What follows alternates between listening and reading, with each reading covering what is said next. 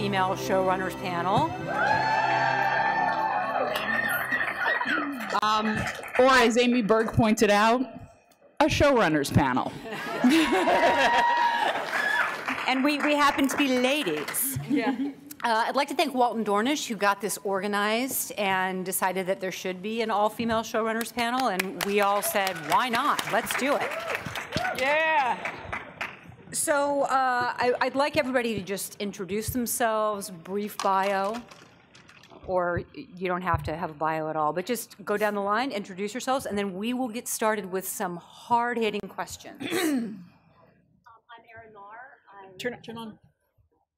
Okay. Hi, I'm Erin Maher. That's my writing partner, Kay Reindl, who did not introduce herself.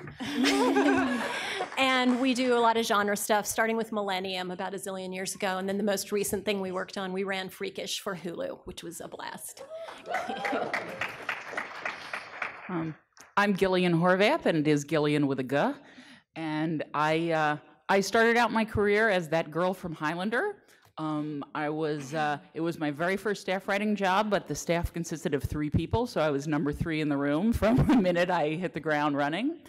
And I have worked mostly on sci-fi, mostly filmed in Vancouver. And a couple of years ago, I show ran the Primeval New World spin-off that was filmed in Vancouver.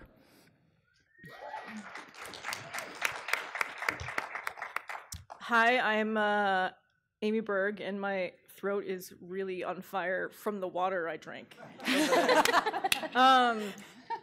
I am a writer and showrunner. Currently, I have a show on Stars called Counterpart with J.K. Simmons. Thank you. And I've just been writing for like the last 18 years on various shows, including the 4400, Leverage, Person of Interest, Eureka for a long spell, and I'm happy to be here.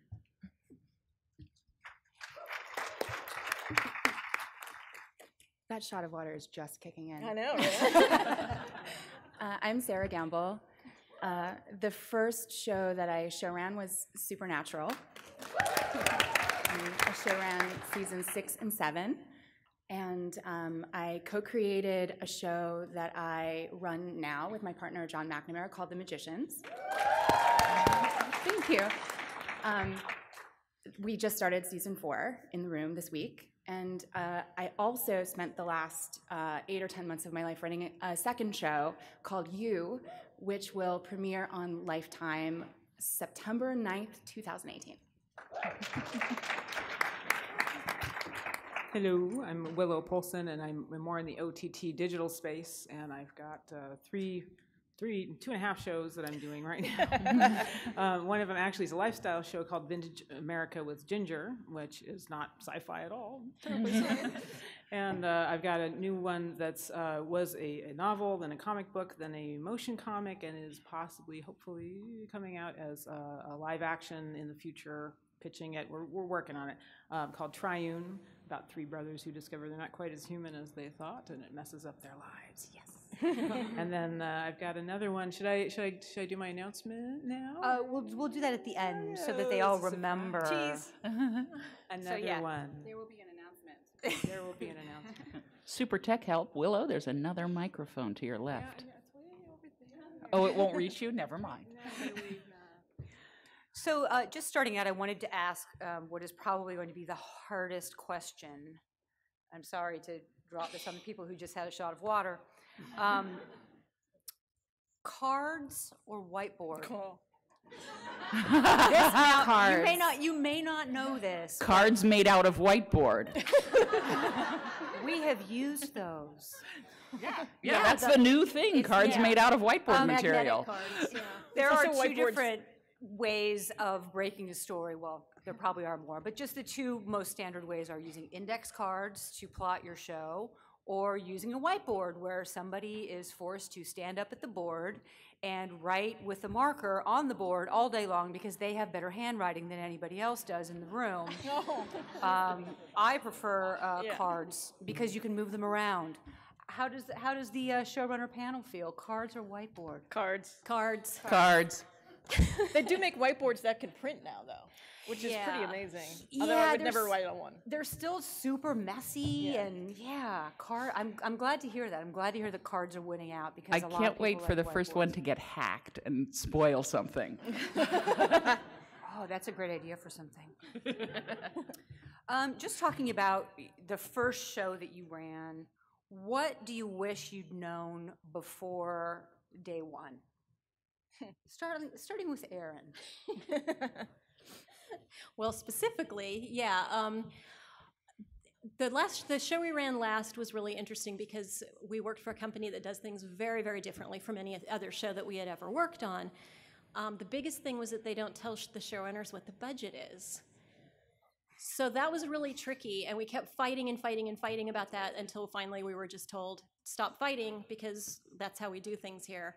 And I think probably we would have just stopped fighting a lot sooner if we had known that. But it's really weird. Like, you need to know what the budget is. I still don't understand. I still don't understand. I'm confused. We knew that we couldn't afford everything, so. Yeah, I mean, it was a really low-budget show. But that's kind of primary to being able to run a show, is to know what the budget is. I wish I'd known not to count myself when I was counting how many writers I had. That I thought we had 5 writers, one of whom was me, but show running is so all-consuming that we only had 4 writers, and that wasn't enough. So I should have known I wasn't going to have time to write and fought for another writer.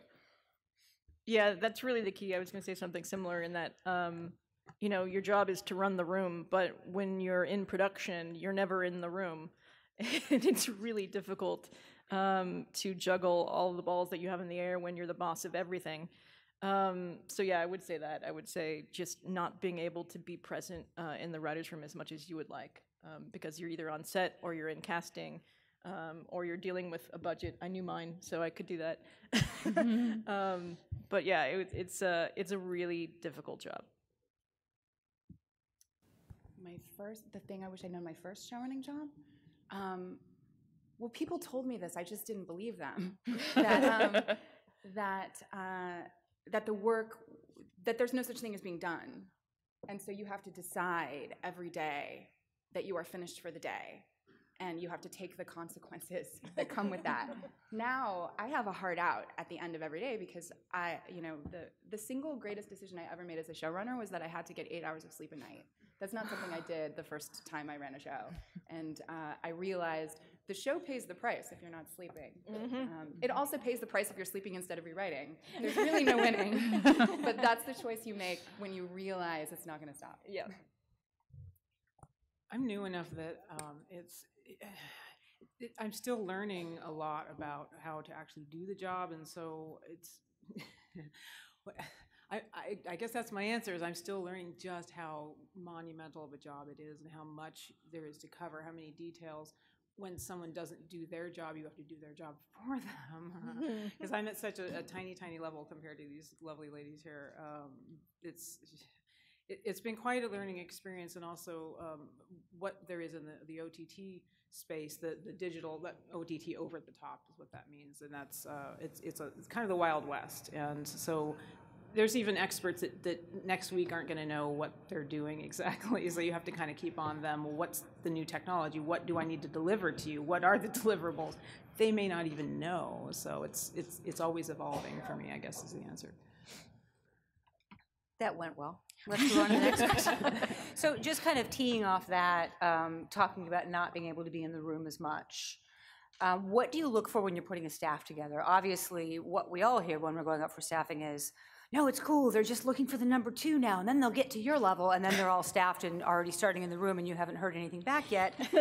Anyway, what do you look for when you're putting a staff together? What do you look for when you are hiring that number 2, that basically Commander Riker of your show, who is going to run things when you're not there? Let's start with Gillian. Well, I've never had the luxury of a number 2 because I have worked in these lower budget spaces. And so I've worked in very democratic rooms, which is not ideal. Because as Amy said, you're not always there. And the room needs someone to pick between options. Like everyone in the room, it is a democracy in terms of, or the best rooms I've been in, that there's no preference for senior writers versus junior writers. Best idea wins, everybody's throwing out ideas, it's everybody's job to throw out ideas. But someone has to be the person who says, I like that one, we're not doing that one. And if the showrunner's not in the room, that should be the number two. And if you don't have a number two, then it becomes like, oh, the baton passes. Today it's this person because this is their episode, and that is a less good system. For me, putting together a staff is like casting. Like you want the right mix of personalities and skill sets. There are writers who are great on the page, but in a room they're silent as a mouse. So if you hire them because you need someone that you're not going to have to rewrite, from scratch, then you're going to need to sort of counterbalance them with someone who's great in the room and very vocal and very idea oriented. They're not off. A lot of times they're not the same person. And as far as a number two goes, having been a number two for a very long time before I became a showrunner, it really is having the faith in someone to make those calls when you need to make calls. Because the one thing that you don't realize when you start running a show, and this is probably an answer to your other question as well, is just how many decisions you have to make in a day. There's like hundreds, and they could be as small as, would you like this prop to look like this or like this? Or as big as, who's the big guest star of the week that you're going to pull the trigger on today? And you can't be there for every decision, especially in the room. So you need a number two who can lead a group of writers in the same way that you can. Are we going down the row? Yes. Okay. I totally agree about the casting thing. I think having a strong point of view and being able to communicate a little bit about who you are when you're in a meeting will really serve you at any level. Especially younger writers. Oh my God, yeah. I hire because they have something interesting to say. There's so much that we can teach you once you get into the room, but boring is kind of deadly. With a number two, I think of it a little bit like a family structure, especially on Magicians. We have such a phenomenal number two in Henry Alonzo Myers, and he has been so from the beginning. He's a very seasoned television writer. We hired him because he has a lot of experience, and this became even more important when I was bouncing between two rooms. My time is limited, and for better and for worse, your job as a showrunner is to say yes or no. So you're actually saying no more times than I've ever said it in my life. I don't have children of my own, but now I understand saying no all day long. That's how a show keeps running. You make the decision, you say yes or no, and then you look at the next thing. I think the number two in a room, a great number two, is the ultimate yes and. They're the good parent who nurtures the little idea to see if they can make something of it so that by the time the showrunner gets in the room, there's something to talk about. This is something that I've noticed watching Henry do his job as the number two because he's just so fucking good at it. He rarely shits on anybody's ideas. That's your job. I try not to actively shit on them, but I do have strong opinions.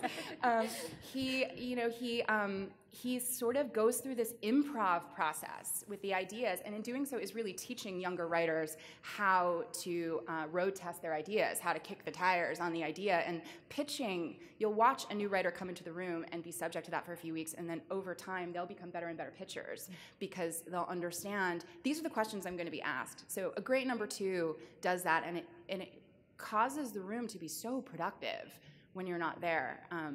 I mean, my blood runs cold at the thought of not having a great number two, actually.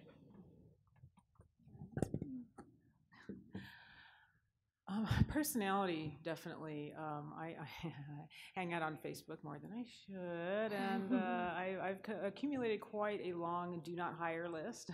It's a literal list, and it's like 2 single-spaced pages and growing, and it's like you just come across these people, and they don't realize who they're talking to, and it's like, dude, do you really want to go there? He really wants to go there, and he's going on my do not hire list because I'm not going to work with somebody who's going to behave like that. And I'm on the list. It's weird. It's really awkward right now. I mean, it's so weird being here. I mean, she's right there. I know, right? And I know I'm on the list. No. You're silly. So that and oh heck, I had another point. Now I don't know what it was. I'm sorry. No. Just like a meeting of the minds. Like with my Triune comic book, I got fortunately an amazing artist for this, and he started putting these little elements in I hadn't even thought of myself. But when they showed up, it was like, oh my God, dude, that's perfect. That's brilliant. Why did I not think of that myself for my own story? And just having that kismet of, whoa, in fact, I'm developing a thing I will announce later with another writer that he's coming up with some brilliant stuff. And even my husband's a sound guy, so he is part of the process. And he's every now and again, he'll throw me out an idea. And it's like, oh, that's such a good idea. And I get to use it because he's my husband. So, that kind of like just meeting of the minds and being of one mind, two bodies kind of a thing is to me, more important than a lot of other qualities. So. Yeah, actually, that was what I was going to speak to. You really want to find someone who wants to work with you on the vision that you have for the show.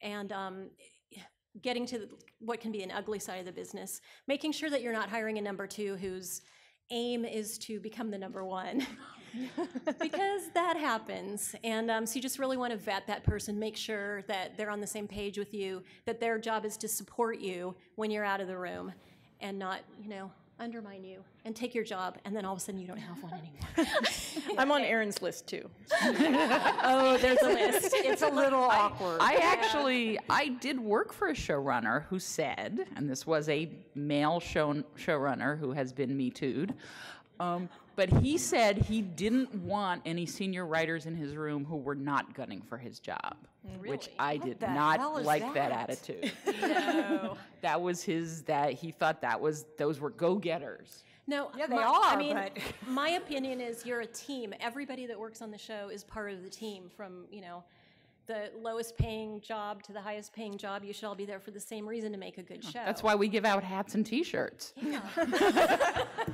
Although we were told that giving out hats was bad luck. Yeah, so we don't do that. Wait, what? Yeah. What? Yeah, we were told that. I'm just throwing By it someone out who there. didn't want to spend money on hats? No, it was literally a belief that hats Hats are bad were luck. bad So they luck. did like jackets and So Yes. hats are the Scottish play of... Yes. Is that show still on the air? No. Well then, Wait, oh shit, we did hats on Primeval. don't do hats anymore. I'm gonna wait and do hats for like season 3 now.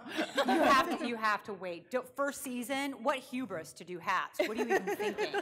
Well, on the same show that we were told hats were bad luck, they also said don't decorate your office until season 3. I have heard that one. They Do were not right. settle in. They were right. yeah. And just to kind of come off that a little bit, we do have lists of people. We do share who you want to tell people don't work with this person. They will ask you, who should I add to my list? And everybody always has at least one name ready. But we also have lists of people that we all want to work with. So it's not all kind of backstabby. It's about, I think, all of us protecting ourselves. And as a showrunner, it's protecting the staff, because I think that's an incredibly important job of being a showrunner. Is you are the boss, but you are also protecting your writing staff. Yeah. So just talking about the process of actually running a show, what do you delegate? Because I know a few of us have done the showrunner training program, and John Wells does a really terrifying budget day where he hands you a budget like this and says, okay, page 1. And he talks about what you have to know and what you can pay other people to know. And I'm just curious, from everybody, starting with Miss Amy, who's on everybody's list, what do you delegate? What do you absolutely not delegate? Being mean to people, I like to keep for myself, which is why I'm on so many lists. No, it's really hard to let go. It is really hard, especially if you created the show and it's your baby and you want to be involved in everything. But I think the best job I've seen of delegation has been on Eureka, when I was actually the number 2 and not running. But like I covered casting.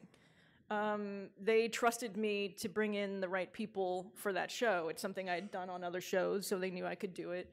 On the 4400, Ira Bear trusted me with post. Like, I did all of the music spotting and sound spotting. You know, you just can't be there for every single phone call and every single meeting. I think post-production is an area where, I mean, when it comes to the edit, you need to be in the room, but there's a lot of other aspects to it that you can delegate and save yourself hours a day if you trust the people around you. I guess the way I approach it is to try to empower writers to follow their episode from beginning to end. And in that way, each writer starts to get an education. Even if they're just a fly on the wall in a tone meeting and I'm running the tone meeting, then a tone meeting is the last meeting you have before you start shooting. You've been prepping for a week, everybody just wants to fucking shoot the thing, and you make the director go through the script page by page. It's awesome. The directors work for you, it's the best part of show running. And they ask questions, they pitch things, you talk about, like, this is the feeling I want to feel in this scene. You know, it can be long, it can be short. Anyway, that's a tone meeting, in case you don't know. But in having people very present and on set and in prep meetings and in post, and giving a round of notes on a director's cut, they start to get a feel for all of the jobs. And then over time, if you're fortunate to be on a show that doesn't get canceled in 5 episodes, you start to see who's great at things. If somebody has a background in VFX or an extra great eye for VFX, I start to just grab them and put them in VFX meetings. What do I delegate every single day? That's sort of like, every day is a different beautiful flower waiting to blossom. We have a little meeting at the beginning of the day and we figure it out. But you know, it's why you have a team, basically. My stuff's pretty small, so there's not a whole lot of delegating I can do because my teams are like this big, so I don't have like a nice big fancy writer's room. I know, right? So whatever I can, basically, is the short answer. And I know you have production experience also, so that's helpful, Yeah, well, that is helpful because then I can better understand what each department might need. Like, oh, I see what they're going to want, and prep for that and kind of be prepared for the questions I might be asked because I have had on-set experience and production coordinator experience, and I've kind of done a little of everything. Some stuff I don't want to do, like sound.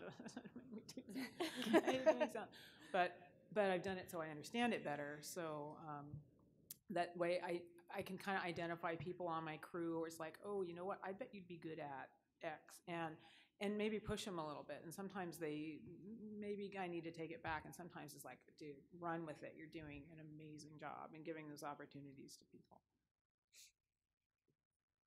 Yeah, I really liked what Sera said too, because that was how we started out. Our first job was working for Morgan and Wong on Millennium, and the way we got to learn was that they asked us, you know, do you want to be there for everything? You can go home at the end of the day at 5 o'clock or 6 o'clock or whatever. We had early days on Millennium, or you can come to everything that you want to come to, and we'll teach you how to produce, and you'll go to Vancouver and produce your episodes. And by our 3rd episode, we were up there without them, producing it on our own. And I think that's really important. I really do believe in bringing up younger writers, newer writers, and teaching them how to do things. At the same time, you do sort of have to oversee it. And you also do have to make sure that you're not just delegating the stuff that you don't want to do because you don't like it. Yeah. Like, I would always delegate someone else to be on set if I could, because I don't love being on set. I feel like sometimes it's the least valuable place that a writer can be. But sometimes you have to be there to make sure problems aren't happening. So it is, I think it is just playing it by ear. What has to happen today? Where do you need somebody? Where can you trust somebody to be delegated? The most important place I think that a showrunner needs to definitely be is editing. You have to oversee the edit if you can. If you can. If you can.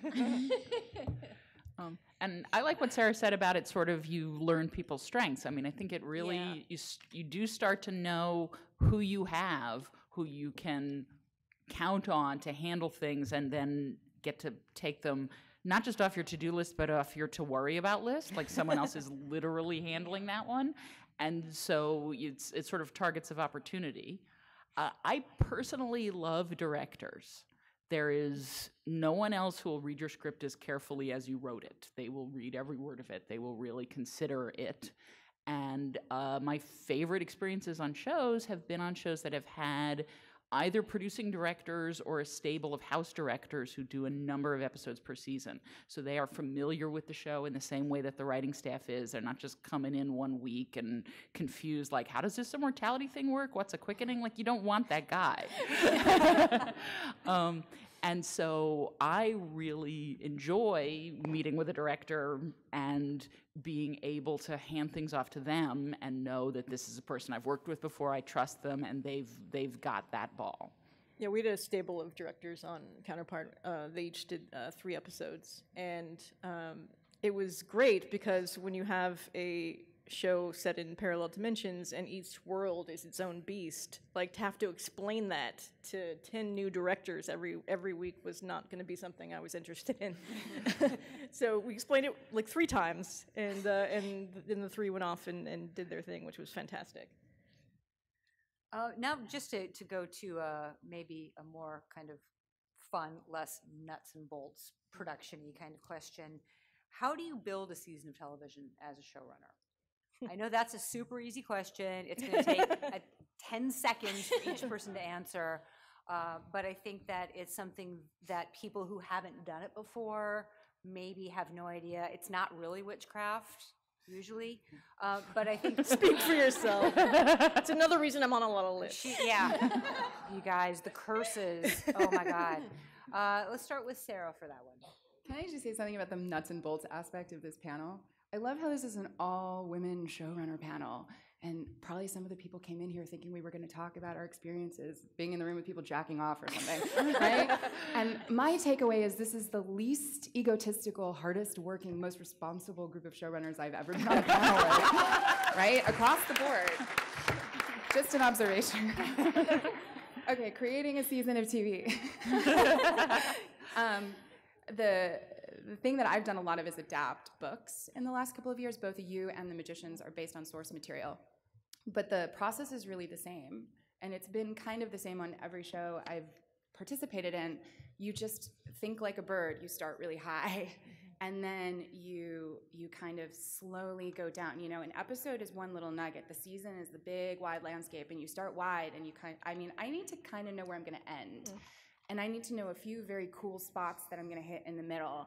And then we can start to iterate and think of wacky things and saying, wouldn't it be fucked up if we just killed this character in episode 3? We do a lot. Just to be clear, the whole time that you're doing that as a writer, because I say stuff like this and I feel like it sounds prescriptive to the writing process, and I know you have great ideas about like one little scene between 2 people right away, and that's part of it. The little, beautiful, tiny moments that people are going to remember, they come when they come, and you write them down, and then you get back to the work of building, I think of it as like a skeleton or a scaffolding, and slowly getting smaller and smaller. We're right at this point. We've been working for about 2 weeks on season 4 of The Magicians, and I like kind of could tell you in a paragraph what the season is. We're listening. It's about magic. Oh, so it's back. Well, that's a change from last season, so. It's funny because when you're in a room, I mean, writers want to do the juicy stuff. We want to figure out, like, what's going to blow up and who's going to kiss and, like, what great scene are we going to be able to pour all our childhood angst into. So I am kind of like, as soon as I feel like I could bullshit the season pitch to the studio, then that moment we're is ready. the best That's moment. Right. I'm like right about almost there, and then as soon as I'm like, okay, you guys, I can take it from here. I know a lot of bullshit I can say about this now to our bosses. Then we start to figure out what does episode 1 look like, and then you start to take the little pieces. But it's always going from macro to micro all the time till the very last day of the season. What she said. Basically, I've also done unscripted, so it's a lot looser. I don't have to follow a story arc. Each episode, though, does have a theme of the show, so I try and balance. Well, let's see, because I want it to have a certain kind of audience, in particular, gender balanced audience. So I think, okay, for each segment, am I going to focus on a women's thing or a men's thing or a both thing, or how am I going to balance that? Am I going to have a guest come in that's a male to counterbalance the female host, that kind of thing, and keeping it racially diverse also is super important to me also, and on everything I do is always, that intersectionality is just critically important. And I'm kind of driving off into the weeds, and I realize that, but I guess that basically is it in terms of story. Yeah, I mean, you have your beats you got to hit and fill in the rest, kind of, sort of. But unscripted's a little different. But you want to have a nice balance throughout the whole season. You want to hit your holiday episode and your, so that's about it. Yeah, I would say also kind of what Sera said in terms of how you build out your season, but then we do a lot of genre television also, and one of the things that we'll really talk about even before we start breaking story is the mythology. What's the mythology? How does it work? If it's a magical world, how does that world work? You really need to understand the rules of that before you can start breaking story. We were on a show a few years ago called Haunted, which dealt with a lot of ghosts. So you have to lay out the rules for the ghosts. What can the ghosts do? What can they not do? How are they going to express themselves? All of these things that you really have to think of in advance so that you know how you're going to be able to tell the stories. So that's always kind of really the fun part too, is figuring out your mythology and how all of that works. And you want to have, we usually have like one board up that's just the mythology board. And that's really kind of one of the most fun things to work on. So I've been doing this a long time, and I was there for the transition from shows that did not have a season arc, where you just wrote 22 episodes, each of which was a story, and you put all your toys back in the box, and you set back to 0, and then you told another story. And so you didn't have to know what episode 22 was when you started writing episode 3. Hey, Hunter was a great show. Jake and the Fat Man. Yeah. So then when I was on Highlander, we were part of that transition. That show, because we had to move the main character from Vancouver to Paris and back again every season, we had to start creating storylines that would drive him back and forth. So we had what we used to call the tent poles that held up the canvas of like, these are the big events that take place, and there were episodes in between that didn't necessarily drive the arc, but there was always an arc. And then I was there for every show having an arc. And a big difference to me is that if you look back to the index cards, once upon a time, you might have had a board of index cards for episode 1, and it was episode 1 story, and a separate board for 2, separate board for 3. And now it sort of feels like you took all those cards and you spread them out. So you have to break all 13 episodes before you can start writing the first one, because you're taking what used to be 13 sets of cards and you're putting some of the ones from episode 1 in episode 5 and 7. And so it's harder, and you need more time, and they don't give us more time. They actually give us less time. So it's a challenge. Yeah, I use the bulletin board in a way that is infuriating to some members of my staff. And what I do at the beginning of each season is I write the name of every character on a card, and then I write all of the episode numbers across the board. And for each episode, each character needs something to happen to them that we learn about, who they are. Something that exposes something about that person. And if there's a blank on the board, that means we don't have the episode right. And we sort of track out the entire season. At the beginning of the season, you're just filling in sort of like, you're not filling in every single card because things change as the season goes on, but you want to know what that episode 10 is. For me, who did 10 episodes usually. And you want to know what the first couple are before you start writing. And you want to know how you're going to get there. So it's all about sort of, for me, it's always about plotting what the character arcs are for the season. And what those endpoints are, where we want to get them to as people. I would not be infuriated by that. It's really intense. But then you can, and that board stays up the entire season. You never take it down, and you're always adding and changing to it. And so by the end of your season, you have a complete full board. And what's great about it too is whenever you have to get on a call with a network and you don't remember what that episode was where that happened, it's literally right in front of you. Of like, well, when in 102 when we did this, and I was like, I would never remember that if that was not on the board. So it's great for meetings as well. We were at a show where we sort of did that, and then the network decided to order 2 extra episodes. Okay. That's happened to me too. Yeah. That did not go great. That was really tough. And just talking about, by the time you've written your episodes, you've produced your episodes, you're still alive somehow, and the episodes air, what's your point of view on fan interaction? Because as we've seen, there have been some tough things happening between fans and writers. So I just wonder how much each of you takes into consideration the fan base and how much you interact with them. This is going to be an awesome answer, you guys. All I know is that whenever there is a problem between a fan and a writer, it's always the writer's fault because of how they are engaging. You need to sort of set, and as a showrunner, this is something I talk about because everyone has a Twitter account these days. And I make sure I sit down with the staff and and talk them through what my expectations are for their engagement.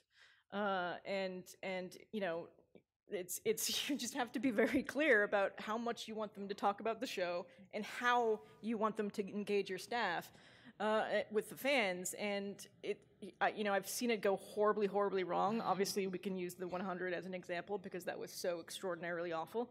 I think you just have to be very clear. It's really a top-down philosophy. If your staff says something to a fan that sets a fan off and engages the base, that is also your fault because you didn't set those rules in advance. But as far as what I am very active on Twitter and very politically active too. But I sort of step away from talking to people specifically, and when I talk about the show, I talk about it in a broad sense. I will occasionally answer specific questions, but I don't engage when it's clearly going to go into a direction where there's a, what I believe versus what they believe set of You issues. don't correct them on Twitter? Oh, God, no. And what about, because I know a lot of shows have writer's room accounts. Have you all dealt with that?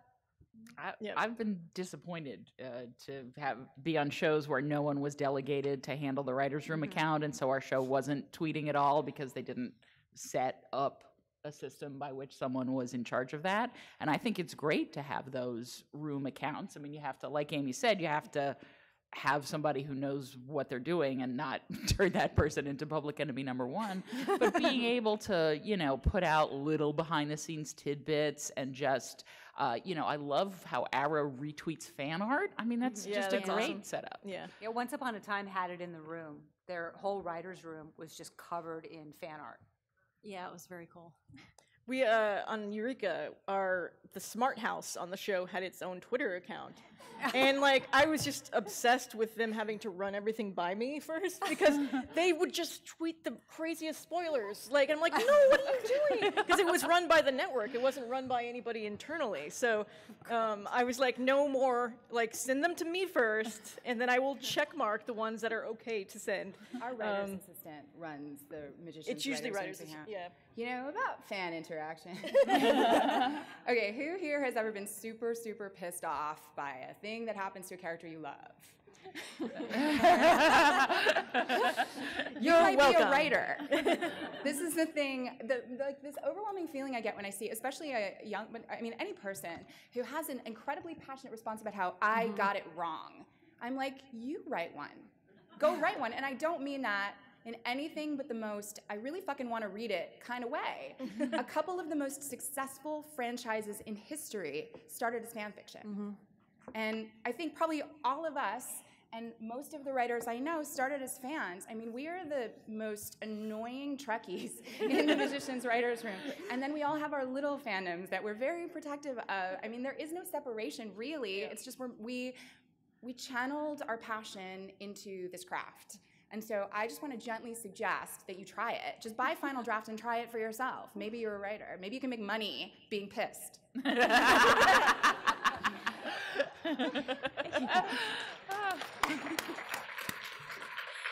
And it's funny too because sometimes people do get very pissed off at something that you did to a character on the show.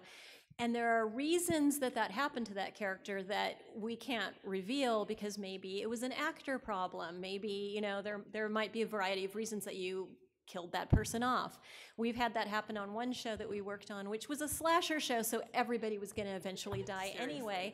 But there was one character that was a very popular character that we wound up killing a lot sooner than we were going to, and people were very upset.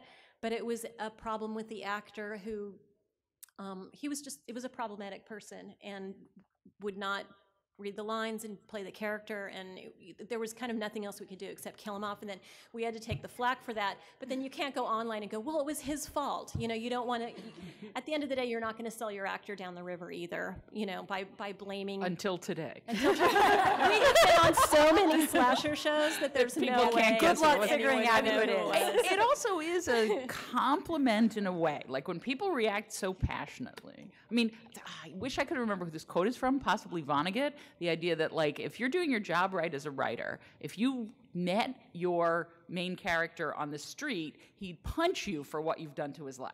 Yeah. So you are messing up the characters' lives. That's your job. And so in a lot of the cases, when fans are upset at something that happened, it really is like, well, they care. You're welcome. This is going well.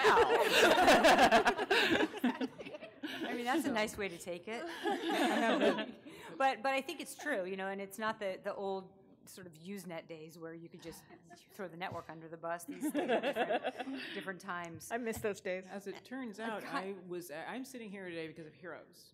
Because I was actually part of the fan liaison, fan experience thing for Heroes. So I've seen both sides of where that can all go, and we all know where Heroes went. So, and Peter Petrelli, huh? It's my little. I have a blog anyway. So, but point being that I've seen what fans find the joy in and what they find the anger in, and what the writers are trying to do. They're trying to tell a story, which is fine and great usually, but sometimes it kind of wanders over into, hey, I know what, let's make everyone evil. Yeah, and it's like, that's fun for you. That's not so fun for the audience who has spent 2 seasons falling in love with this guy, and now suddenly he's evil for no reason. So it's a balancing act, to make the fans happy, because you want to put out a product and a story that they're going to come back and enjoy and buy and love and all that. But at the same time, you can't drive so far off into the weeds that they're going to get so pissed that they leave in season 3. So you made it. Great. Awesome. Kimberly, Jesicka, everybody. Awesome. So glad you made it. So that was basically all I had. That's very good advice there, and also good point of view from somebody who has come from fandom, because I think, in the room, we do try to protect our characters, but we don't protect them in the sense that we're trying to always make them seem like good people. We protect the integrity of who that character is. And sometimes that doesn't go so well with y'all, and we're sorry. Well, and our fashionably late arrival, Kimberly Jesicka, who is the creator of Kidpire TV, which is an animation network for kids. Welcome. Awesome. So you've gotten here in time for the sort of fun questions. I wanted to ask, does anybody have any questions that they'd like to ask? A few people do. Cool. So let me ask this one more question, and then we'll have a couple of questions. And then end with some statistics, which are always fun, right? So just with regards to what's on TV right now, what are you watching? What do you wish you had created? And that could be something that you're watching now, or it could be like Rockford Files. And everybody better not say Rockford Files. We'll start with Erin for that. Oh, God, that's What are you hard. watching? What am I watching? There are children in the room. I guess I can still say the name of this show. The End of the Fucking World, I think, was one of the best things I've seen in so long. And so that's also my answer. I wish I had created that, because I loved everything about that. I always, as soon as someone asks me what I'm watching, I always go. Yeah, they always ask us in meetings, and we're literally never prepared for it. But so I'm just going to say that and say I wish I had created that, because I am in love with that show. I'm going to go with The Handmaid's Tale for both answers. Because when I was a teenager and read the book, I wished I'd written the book, so. I also adore The Handmaid's Tale. But the show I've not missed, and the only show that I watch when it's actually on TV is The Good Place. Oh, yeah.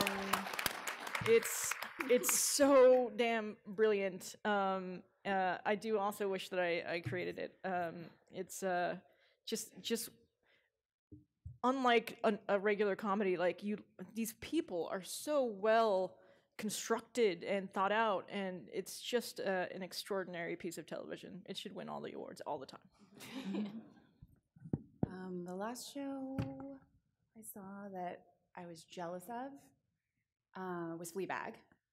That's a really good one. You guys can watch it in like a night, and it starts so funny, and then you'll be so sad and crying in a good way by the end. What's interesting is the last thing I've been watching is the show Altered Carbon, which it looks like it would be exactly my thing, and it's not. It turns out. It turns out I do not care for it, but I appreciate it, and I see why people love it so much. And about an episode in, I realized it wasn't what I would have done.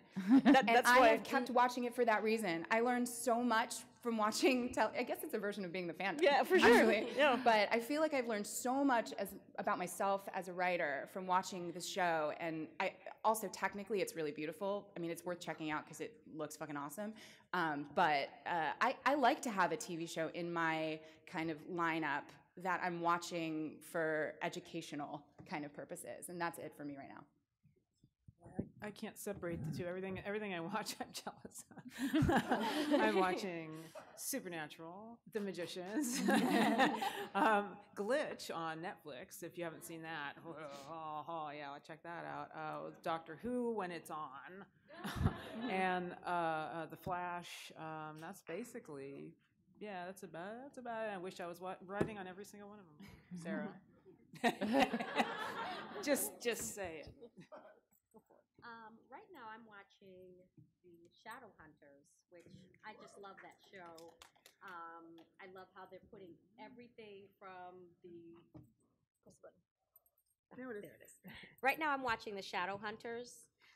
Anything DC, Supergirl, Legends of Tomorrow, The Flash, Black Lightning, anything that has to do with my childhood world where I watched when I was a kid, seeing it in live action, even all the comic books, anything that's fantasy, superhero, those are the things that really light me up.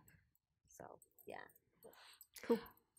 And just, we're not gonna have time for questions. I'm really sorry. Amy and I also have to run to another panel downstairs.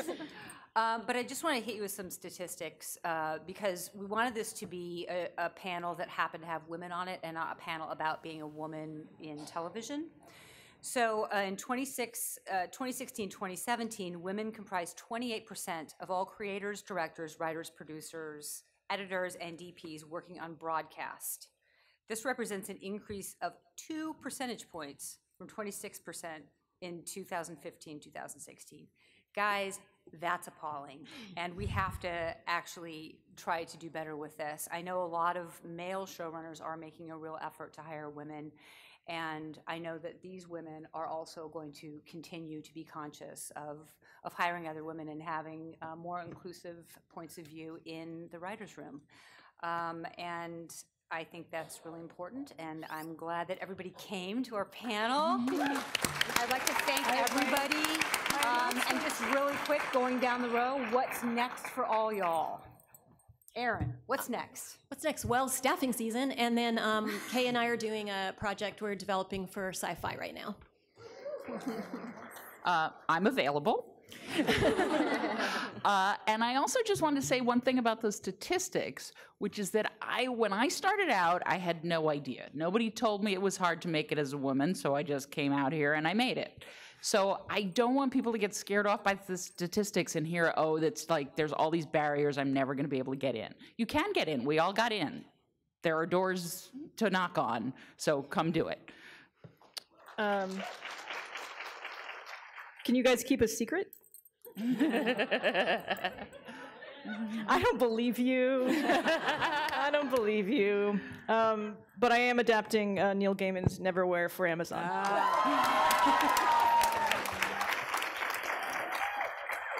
I'm not adopting anything by Neil Gaiman. Oh, I'm sorry. I can't wait to see yours. That's amazing. Thanks, buddy. I already said my thing. If you, I tweet all the time about this shit. If you follow me, I'll Yeah. watch The Magicians. I do watch it. So how many of you have ever heard of Manos, the Hands of Fate?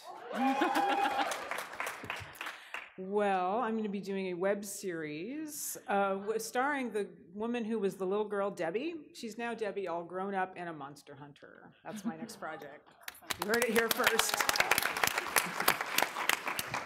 And my continuing project is the development of KidPire TV network. Look out for KidPire. It's on Roku, it's on Amazon Fire, it's on Android TV, Apple TV, and just bringing multicultural animated TV series as well as movies to life with the expansion of all of our dolls, our kids network. It's just exciting to see that all coming to life.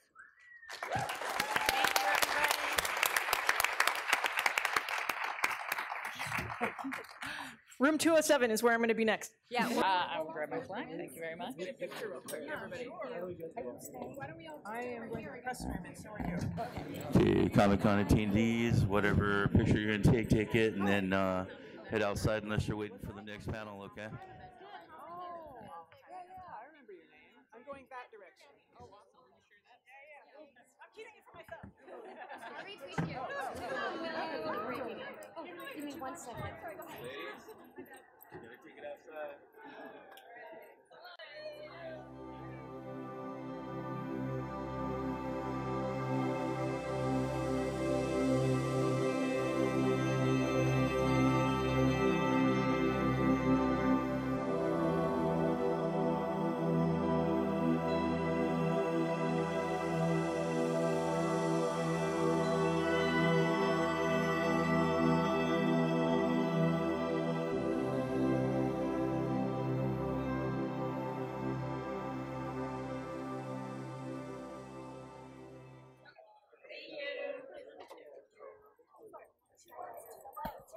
Okay, we got to take it outside.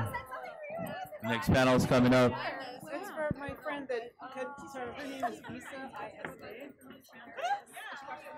Yeah, she's a huge fan. Oh, yeah. No, but I can give you my